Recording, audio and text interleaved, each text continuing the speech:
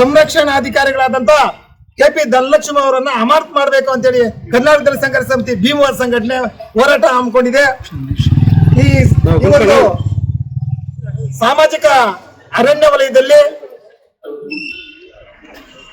ಏನು ತುಂಬಾ ಭ್ರಷ್ಟಾಚಾರ ನಡೆದಿದೆ. ಏರ್ ಕರೆಂಟ್ ಲೈನ್ಗಳು ಹಾದು ಹೋಗ್ತವೆ ಅಂತ ಜಾಗಗಳಲ್ಲಿ ಮರಗಳನ್ನ ನಡೆಸ್ತಾರೆ. ಅದು ಯಾಕಂದ್ರೆ ಬಿಲ್ ಮಾಡ್ಕೋತಾರೆ, ಆಮೇಲೆ ಆ ಮರಗಳನ್ನ ಅವರೇ ಕಡ್ದಾಕ್ತಾರೆ.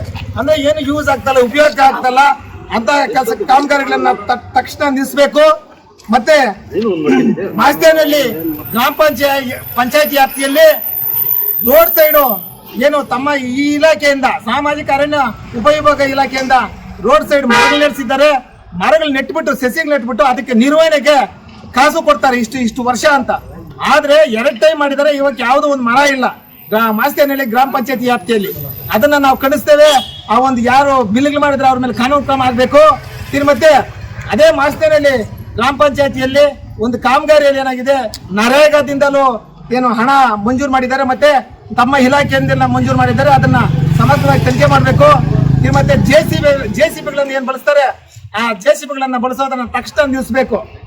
ಮತ್ತೆ ಇದೇ ಕೋಲಾರ ತಾಲೂಕು ಸುತ್ತೂರು ಹೋಬಳಿ ನಾಗನಾಳ ಸರ್ವೆ ನಂಬರ್ 42 ಮತ್ತೆ ಉರುಳಿ ಗ್ರಾಮ ಪಂಚಾಯತಿ 54ರಲ್ಲಿ ಸಾಮಾಜಿಕ ಅರಣ್ಯ ವಲಯ ಇದೆ, ಪ್ರದೇಶ ಇದೆ. ಅದೇ ಪ್ರದೇಶದಲ್ಲಿ ವನ್ಯಜೀವಿಗಳು ಚಿರತೆ ಆಗ್ಬೋದು, ಜಿಂಕೆ ಆಗ್ಬೋದು, ಕಾಡೆಂದಿ ಆಗ್ಬೋದು, ನವಿಲುಗಳಾಗ್ಬೋದು ಎಲ್ಲ ಇದಾವೆ. ಹಲವಾರು ವನ್ಯಜೀವಿಗಳಿದಾವೆ. ಆದ್ರೆ ಇವರು ಅಲ್ಲಿ ಕಲ್ಲುಗಣಿಗಾರಿಕೆಗೆ ರೆಗ್ಯುಲರ್ ಫಾರೆಸ್ಟರ್ ಆಗ್ಬೋದು, ಇವ್ರು ಹೇಳ್ತಾರೆ ರೆಗ್ಯುಲರ್ ಫಾರೆಸ್ಟರ್ NOC ಕೊಟ್ಟಿದ್ದಾರಂತ. ಆದ್ರೆ ಇವ್ರಿಗೆ ಸಂಬಂಧ ಇರ್ತದೆ. ದಯವಿಟ್ಟು ಅಲ್ಲಿ ಏನು NOC ಕೊಟ್ರೆ ಜಲ್ಲಿ ಕ್ರಷರ್ಗಳು ಮತ್ತೆ ಕ್ವಾರಿಗಳು ನಡೆದ್ರೆ ವನ್ಯಜೀವಿಗಳಿಗೆ ತೊಂದರೆ ಆಗ್ತದೆ, ಅಲ್ಲಿರೋ ಕಾಡು ನಾಶ ಆಗ್ತದೆ ಅನ್ನೋ ಅರಿವಿಂದ NOC ಕೊಟ್ಟರೆ ಇವರು ಅವ್ರು ರೆಕಮೆಂಡ್ ಮಾಡಬಹುದಾಗಿತ್ತು, ಮಾಡಿಲ್ಲ. ಅದರಿಂದ ಅಲ್ಲಿ ಸುತ್ತಮುತ್ತಲು ರೈತರಿಗೆ ತೊಂದರೆ ಆಗ್ತಾ ಇದೆ, ವಿಶೇಷವಾಗಿ ವನ್ಯಜೀವಿಗಳಿಗೆ ತೊಂದರೆ ಆಗ್ತದೆ. ಅವ್ರೇನೋ ಬ್ಲಾಸ್ಟ್ ಮಾಡಿದಾಗ ಅಲ್ಲಿರೋ ನವಿಲುಗಳಾಗ್ಬೋದು, ಬೇರೆ ಪ್ರಾಣಿಗಳಾಗ್ಬೋದು, ನಾವು ಅದೇ ಹಳ್ಳಿವರು ಪಕ್ಕದಲ್ಲಿ ಇರೋದು ಹಳ್ಳಿವರು ಕಿರಿಸ್ತವೆ. ಆ ನೋವುಗಳು ಯಾರಿಗೆ ಹೇಳ್ಕೊಳ್ಳೋದು? ಫಾರೆಸ್ಟ್ ಏನ್ ಕಿರೋದು? ಅದು ಸಂರಕ್ಷಣೆ ಮಾಡ್ಬೇಕಲ್ವಾ? ಅಲ್ಲಿ ಫೈಲೂರ್ ಆಗಿದ್ದಾರೆ.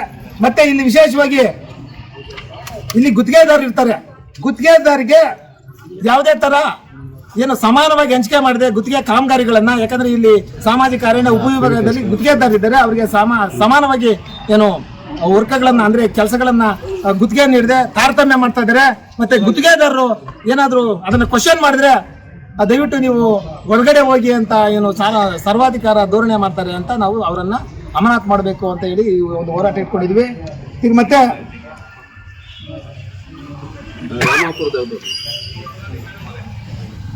ತಿರುಮಲಿಗಳಿಗೆ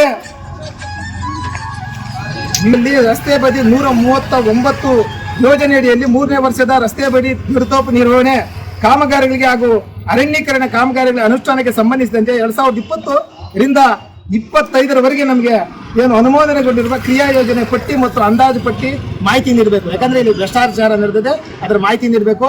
ಮತ್ತೆ ಏನು ಗುತ್ತಿಗೆದಾರರು ನಾರಾಯಣ ಸ್ವಾಮಿ ಮೇಲೆ ಏನು ಇಲ್ಲಸಲ್ಲದ ಆರೋಪಗಳು ಮಾಡಿ ಅವರಿಗೆ ಏನು ತಾರತಮ್ಯ ಮಾಡೋದು, ಆ ಕಾಮಗಾರಿಗಳಲ್ಲಿ ವಂಚನೆ ಮಾಡೋದು, ಏನು ಇಲ್ಲಿ ಭ್ರಷ್ಟಾಚಾರ ತುಂಬ್ತಿರ್ತದೆ ಅಂತ ಹೇಳ್ತಾ ಇದ್ರೆ ಅವರು ಆಫೀಸಿಗೆ ಬಂದಾಗ ದಯವಿಟ್ಟು ಗೌರವವಾಗಿ ಮಾತಾಡಿಸ್ಬೇಕು.